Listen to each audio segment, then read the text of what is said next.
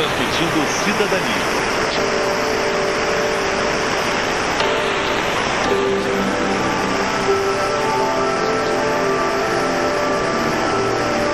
Cidadania.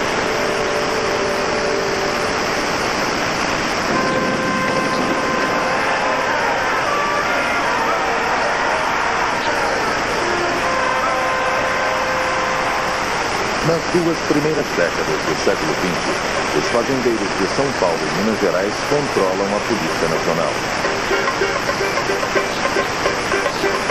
Mas no início dos anos 20, operários urbanos e jovens militares do movimento tenentista não querem mais um Estado a serviço dos fazendeiros de café. O governo compra os estoques excedentes e divide a conta com o resto do país.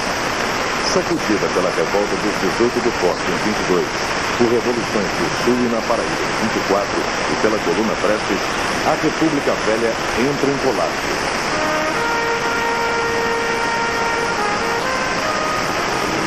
A depressão de 1929 derruba o preço da saca de café de 200 mil para 21 mil réis. A crise provoca a falência de mais de 500 fábricas em todo o país.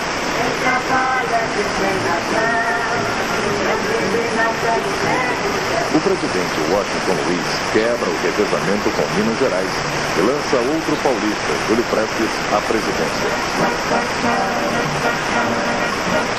O opositor é o gaúcho Getúlio Vargas, mas ele perde as eleições para o candidato governista. A revolução explode no Rio Grande do Sul, Minas Gerais e Paraíba. Nós acordamos os militares com esse processo de renovação política, eles estavam extremamente mobilizados, com um espírito anti-oligárquico muito exacerbado e dispostos a tudo para garantir que essa mudança de regime fosse, de fato, uma mudança nas estruturas políticas do país. Muitos dos antigos tenistas, os amigos já não são mais tenistas ou tremendos, já são mais do que isso, tornam-se porta-vozes de uma reivindicação de participação política que Washington Luiz não sabe administrar nesse fim de governo, não apagar de suas luzes, o que acarreta a deposição do então presidente da República a poucos meses de distância, o término do mandato e a implantação de uma junta militar. Essa junta militar, que é feita dos generais que comandaram as tropas brasileiras no governo Washington Luiz, chama como elemento catalisador dessa expectativa de virada de página o candidato derrotado, que não era tão ignorado assim e não tinha sido conhecido só porque ele fora candidato, ele já havia sido ministro da Fazenda do governo Calixto. Durante os primeiros anos do governo Vargas, a política brasileira fica polarizada entre os partidos de esquerda e a direita integralista, inspirada no fascismo. Plínio Salgado lidera os integralistas, usa um uniforme verde, no ombro a letra grega Psi. A palavra tupi Anauê, que significa você é meu irmão, é usada como grito de guerra. A Itália e a Alemanha eram extremamente críticas com relação ao capitalismo, com relação ao liberalismo, que havia gerado a crise de 1929 e todos os grandes problemas sociais de desemprego e de empobrecimento da população mundial. Então, na verdade, os integralistas, sem querer, se aproximavam um pouco de uma ideia de uma terceira força, de um terceiro mundo, que não fosse exatamente nem o capitalismo, nem o socialismo. E isso ganhou muitos adeptos no Brasil que viam naquelas ideologias um pouco estranhas a possibilidade que o Brasil tivesse uma brecha aí para se afirmar nacionalmente. Polarizando com os integralistas está a Aliança Nacional Libertadora. Seus integrantes são esquerdistas, principalmente comunistas. Eles querem o cancelamento do pagamento da dívida externa, a nacionalização de empresas estrangeiras e a reforma agrária. Luiz Carlos Prestes é o presidente de honra. Na medida em que Getúlio começa a fechar o cerco político, as forças de reformas, ou de direita, ou de esquerda, começam a se afastar um pouco dele e a buscar alternativas dentro de uma sociedade de massas. Enquanto ele trabalhava, digamos assim, as vísceras da oligarquia para obter adesão silenciosa a um projeto político, as massas que já começavam a aparecer na cidade, já começam a se organizar nesses dois movimentos. Essas duas correntes não são correntes de grande penetração social no país todo. Ou seja, embora as facções políticas bem organizadas sejam perfeitamente capazes de fazer mais visíveis, porque elas aparecem com mais clareza aos olhos do público, nem fascistas nem integralistas eram um fenômeno que penetrassem profundamente, nem comunistas, no tecido social brasileiro.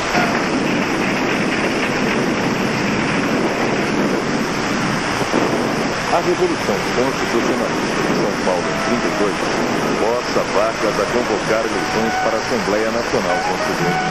São as primeiras com a participação das mulheres como eleitoras e candidatas.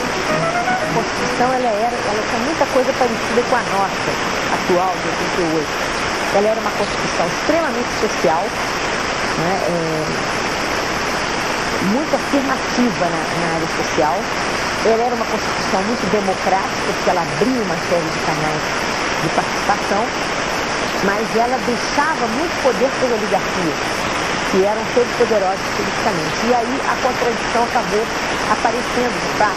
Em 35, Vargas se apropria do discurso anticomunista e fecha a Aliança Nacional Libertadora.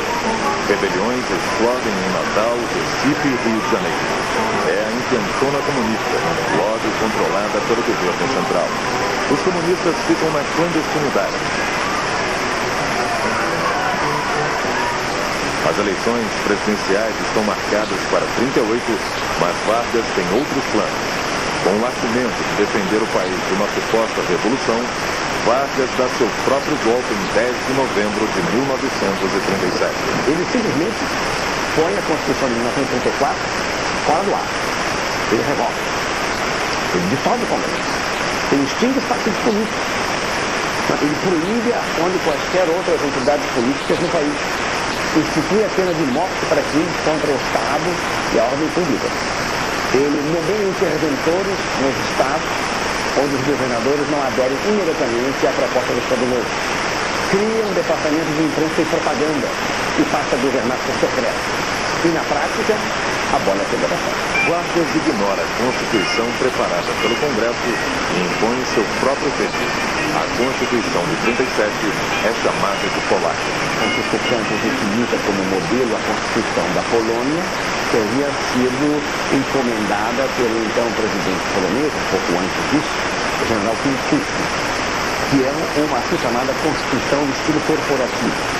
Não são os princípios gerais da democracia representativa que interessam, mas a representação das forças econômicas nas suas corporações ativas. Por exemplo, o Senado cessa de existir. Passa a existir um Conselho Econômico e Social. A Câmara dos Deputados, enquanto Câmara dos Deputados, cessa de existir. Passa a existir uma instituição chamada Parlamento Nacional. Vargas lança o Estado Novo com ideias de integralismo. O DIF, Departamento de Imprensa e Propaganda, criado desde 1931, é responsável pela censura à imprensa. A propaganda do Estado Novo é visivelmente fascista. O culto ao líder chega ao exagero. Getúlio é chamado de pai dos pobres, homem de ação e até de clarividente. Além de formular, digamos, programas institucionais onde eram veiculadas as ações governamentais, o DIP, em articulação com o próprio Ministério da Educação e Saúde, sendo a frente do Estado Capanema, vai fazer um esforço para que isso chegue até as escolas. É muito comum nessa época verificar-se livros e materiais produzidos pelo próprio DIP que eram veiculados nas escolas, com a figura de Vargas. Há até um livro que foi bastante utilizado na época, chamado História de Vargas para Crianças, onde era passada essa imagem heróica, mística, daquele salvador da pátria, daquela pessoa importante para os destinos da nação. A censura ao pensamento livre é brutal. O escritor Graciliano Ramos é preso e, durante a prisão, escreve o livro Memórias de Caça. Na prática não há resistência nenhuma e os que resistem são presos. E são, obviamente, os assim chamados primeiros mártires do Estado Novo. São presos porque a repressão policial das delegacias de ordem política e social começa a ter uma eficácia brutal. Não só no Rio de Janeiro, também em São Paulo, nas grandes capitais. Os principais políticos ligados ao que nós chamaríamos as classes conservadoras aderem. É preciso que a gente contextualize o porquê, digamos assim, de uma certa aceitação por parte dos políticos e da própria opinião pública em torno do Estado Novo, né? Naquele momento, a Europa vivia um período muito tenso, um período de conflito das ideologias. Era a democracia liberal, de um lado, regimes ditatoriais na Europa, o que vai confluir para o segundo conflito mundial, a Segunda Guerra Mundial. Então é um período difícil e conturbado da vida política nacional. A reforma educacional do Estado Novo obriga o ensino da língua portuguesa, inclusive nas comunidades de imigrantes. Inclui no currículo a educação moral e cívica e a educação física. O Estado Novo quer formar o homem novo. Além da introdução da educação moral e cívica, da educação física, por influência de Vila Lobos, né, que, de certa forma, coopera com o regime de Vargas, né, nessa tentativa de nacionalizar o país e forjar uma identidade cultural para o país, é introduzido nas escolas o chamado canto orfeônico, né, aulas de música para crianças. O Estado Novo é simpático ao nazifascismo, mas com o início da Segunda Guerra, os Estados Unidos querem o apoio do Brasil. O extenso litoral brasileiro é essencial para o domínio do Atlântico Sul. Vargas termina se alinhando com os Estados Unidos graças ao empréstimo de 20 milhões de dólares, com os quais Getúlio constrói a Companhia Siderúrgica Nacional.